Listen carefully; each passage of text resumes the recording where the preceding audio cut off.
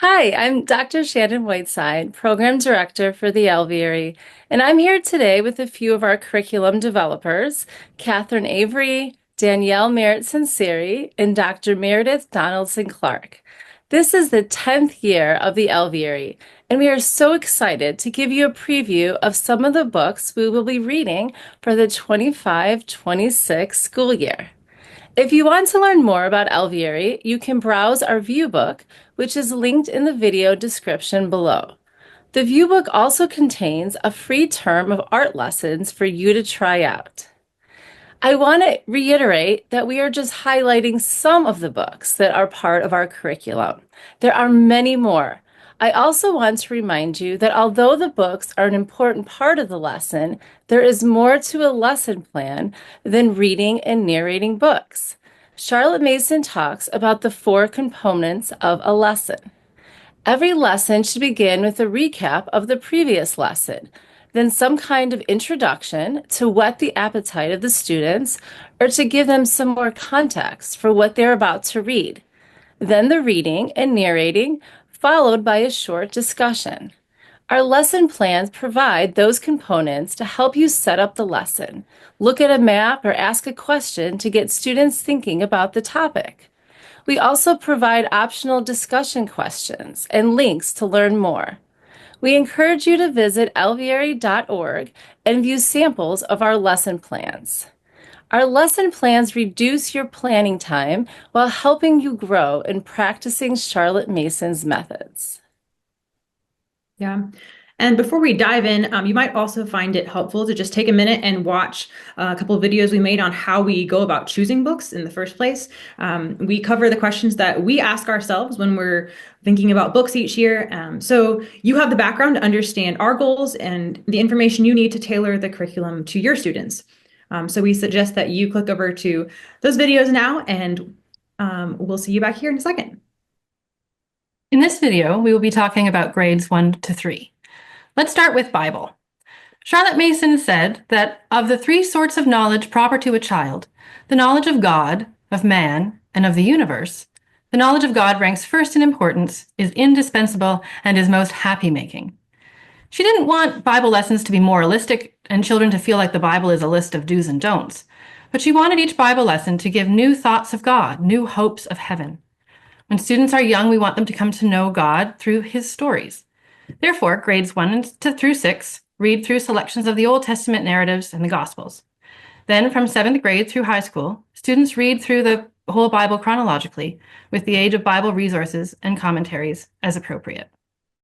We have first graders begin with Hurlbut's Story of the Bible. This wonderful story Bible closely adheres to Scripture without embellishment or opinion. It sets a great foundation for understanding the overall story arc of the Bible. If you want to read passages straight from the Bible, the verses are also provided. Second graders will read through the Old and New Testament narrative selections. The stories they read in first grade in the Story Bible will now be read straight from the Bible. The New Testament readings will be selections from the Gospels following the life of Christ. We use the Bible timeline as a resource for students to review the stories they heard and visualize the chronological order. We also use an excellent resource for teachers and parents called the Bible Story Handbook by John and Kim Walton. Sometimes it's hard to know what the main idea of a narrative is. This book helps us to understand the biblical context, interpretational issues, and mistakes to avoid when reading specific Bible passages.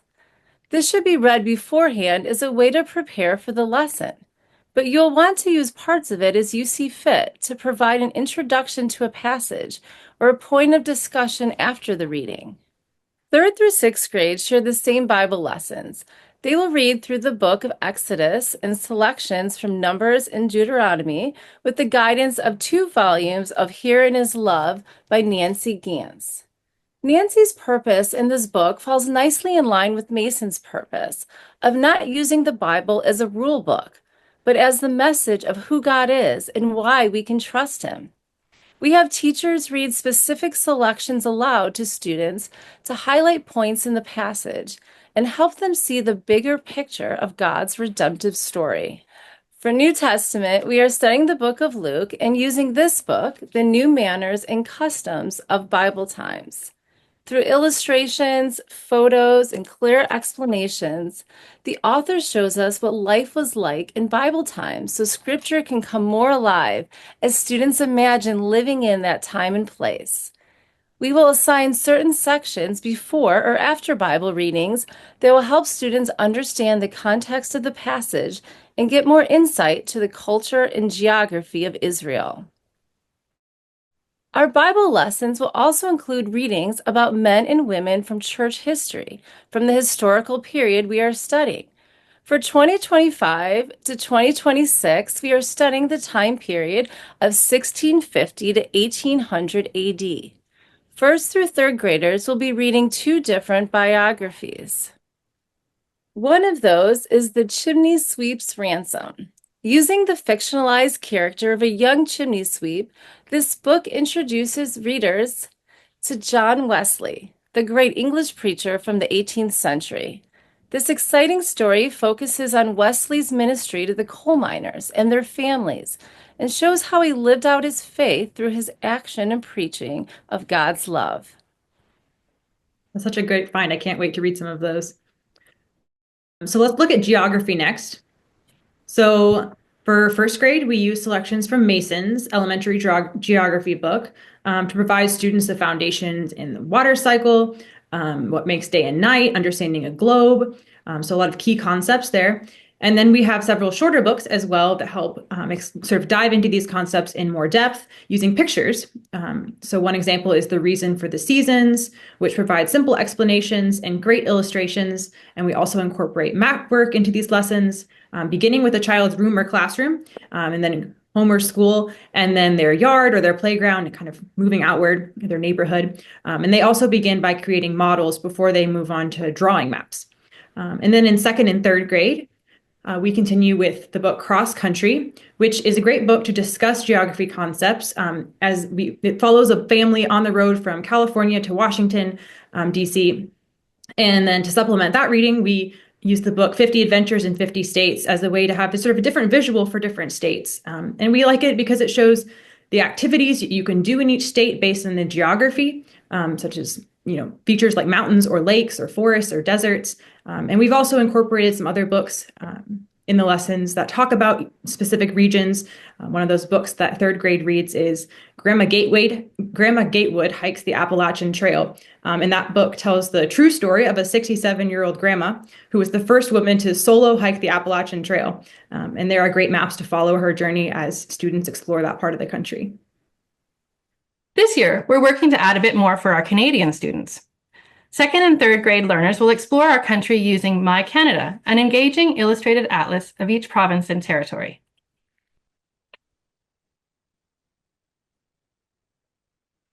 As your students travel from sea to sea to sea, they will explore each region with the help from the Kids Book of Canada, which provides a detailed look at each province and territory, including their geographical features, symbols, and significant people, places, and events.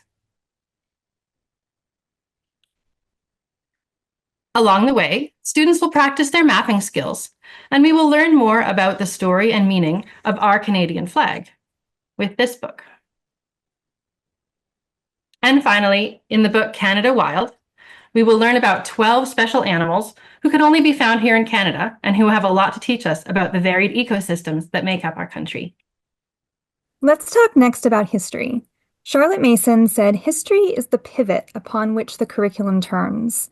It is important to remember that lots of other aspects of the curriculum contribute to the students' understanding of the times, especially as the students get older. The books are obviously important, but the music and art play a role as well, even in these early grades, and giving them a broader view of the time period. Also, just like Mason stressed, it's important to read history from multiple points of view. So, Shannon, what are they going to be reading about? Well, our first graders always study pre-Columbian history, the history of the people who were already here before the U.S. became a country in 1776.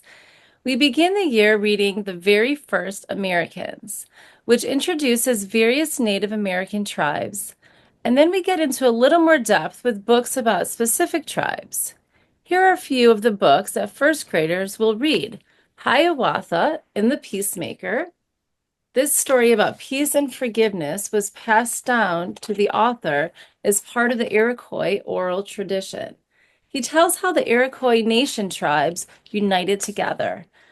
Another book they will read is Moonstick by Eve Bunting.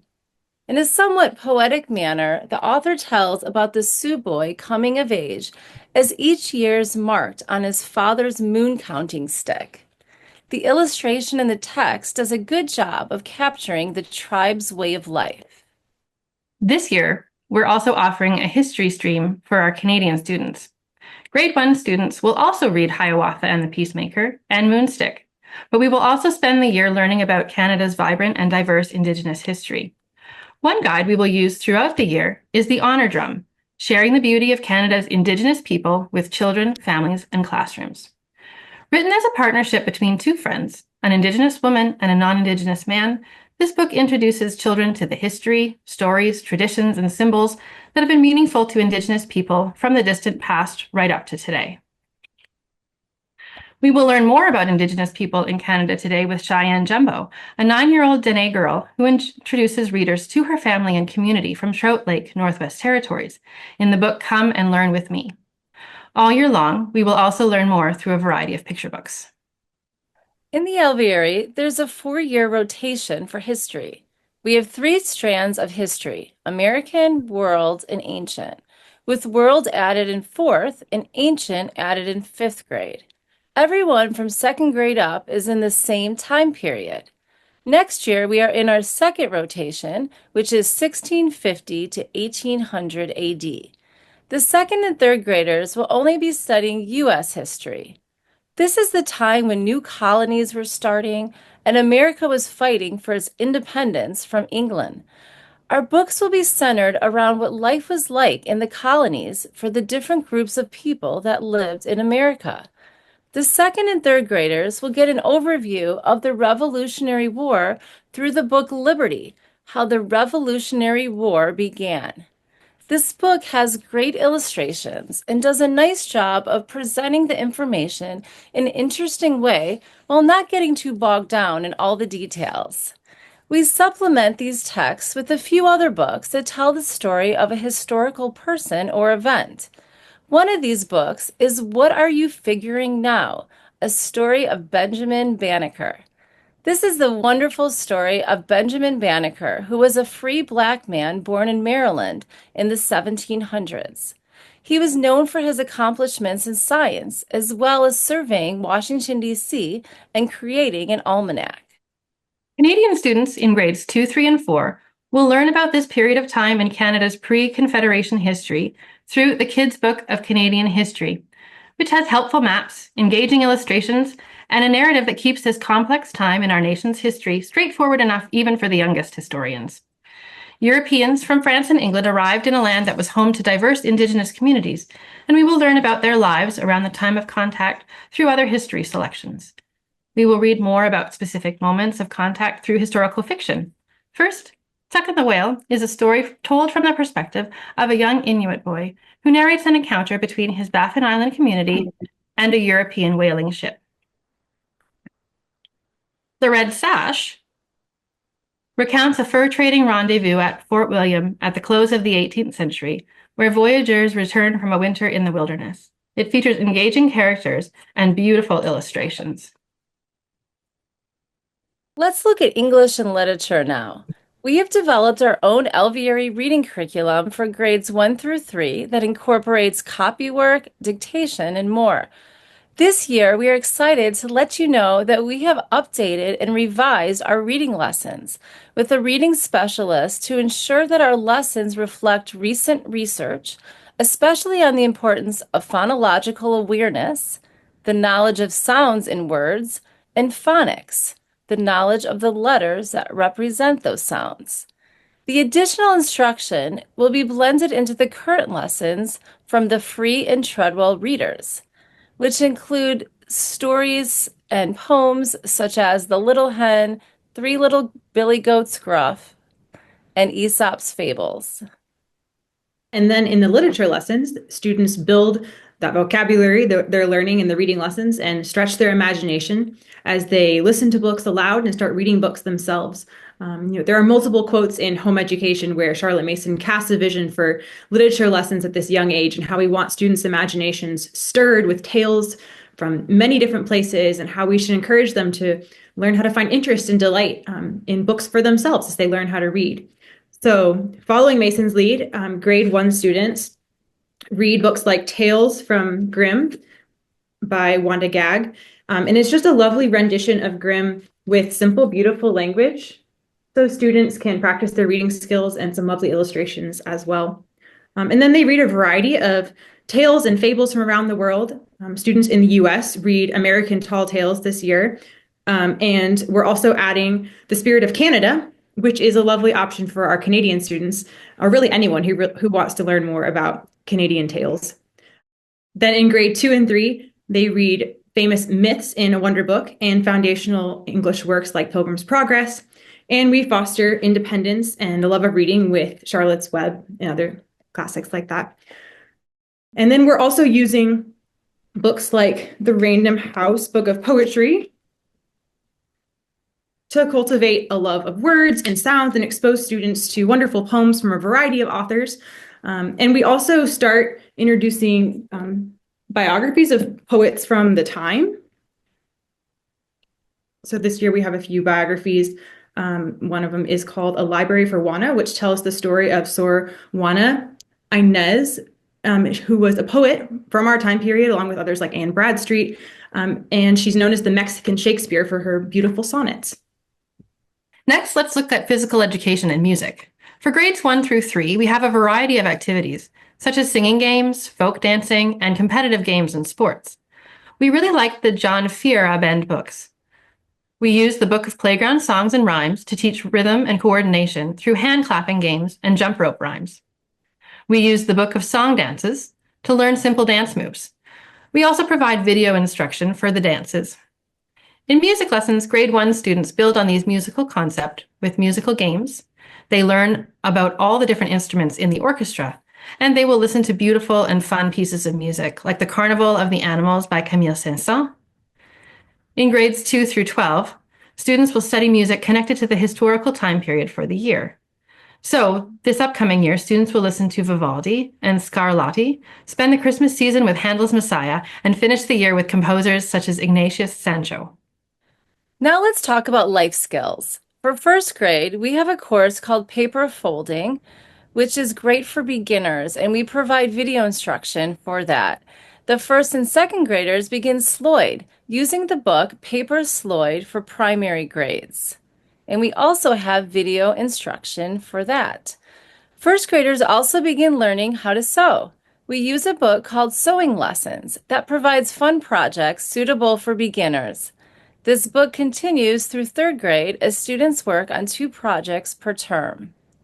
Our handicraft next year for grades 2 through 12 will be learning how to cross-stitch and make their own modern version of a colonial sampler. They will also learn how to do leather stitching with the guidance of videos as well as the book Getting Started in Leather Crafting. We follow Mason's model and do clay modeling every year for 1 term. We use the book, A Manual of Clay Modeling, and provide video instructions for many of the models. Let's take a look at science next. In grades 1 through 3, we have the students doing quite a bit of hands-on work during their lesson time, and we use a number of picture books to support that work and the relationships they're building. They begin with the idea of habitats in grade 1, where they read books like Over and Under the Pond or Winter Sleep. These are beautiful picture books in which a child and their caregiver take an excursion into a habitat, and they notice whatever there is to notice. I just love these books. We also have books that bring attention to a particular creature in the habitat, like this one, Bat Loves the Night. The artwork in this book is absolutely lovely, and the narrative helps us think about and want to know these creatures. Alongside these lessons, the first graders are also reading from Book 1 of the Christian Liberty Nature Reader. This reader is nice because they get to read about the variety in nature a little bit more methodically than they otherwise would through picture books. In grade 2, we zoom out a little bit and introduce the idea of biome, and we want them to start with their own biome. So for my students, that would be a walk in the deciduous forest. But for another student, it might be a walk in the desert or a walk in the prairie. As they progress through the year, then they expand those ideas to other biomes, such as the rainforest or the boreal forest. We're also beginning to think about relationships in those biomes, such as monarch and milkweed. This is another one that just has the most beautiful artwork. In second grade, they're also reading from book 3 of the Christian Liberty Nature Reader. In grade 3, we zoom out even further and begin thinking about ideas that make up an ecosystem. So, for example, North introduces us not only to a place that most of us have never seen, but also to the idea of seasonal migration. Buzztail and Leaper brings in topics like life cycles and food chains to this concept of ecosystem as well. You'll notice that we're increasing the reading a little bit in grade 3. And so students in grade 3 are also going to be reading from book 4 of the Christian Liberty Nature Reader. Thank you for joining us for this preview. You can find samples on our website, alveary.org, along with a free set of lesson plans. You'll find more information about the Alveary in our view book and on our YouTube channels. We are so excited for the adventures that await both teacher and students this next year.